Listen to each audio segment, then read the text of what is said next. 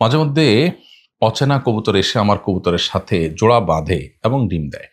সে ডিম থেকে বাচ্চা হয়। এখন ওই অচেনা কবুতর এবং ডিম ও বাচ্চার বিধান কি হবে?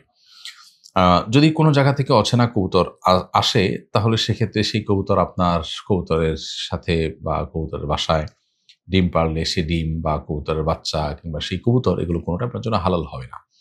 কারণ এটা আরেকজনের। সো তার কবুতর তাকে ফেরত দেওয়ার চেষ্টা করতে হবে।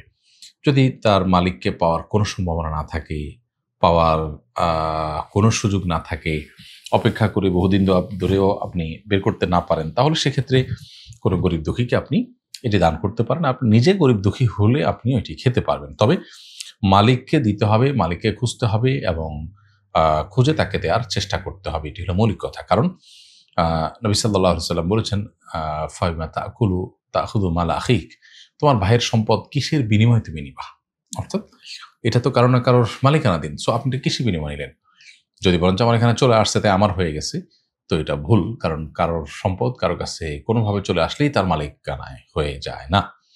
তবে যদি মালিক খুঁজে পাওয়ার কোনো স্কোপ না থাকে, বহুদিন ধরে চেষ্টা করেও কোনো ক্লু পাওয়া না যায়, তাহলে সেক্ষেত্রে যেটা বললাম সেটি আপনি করতে পারবেন।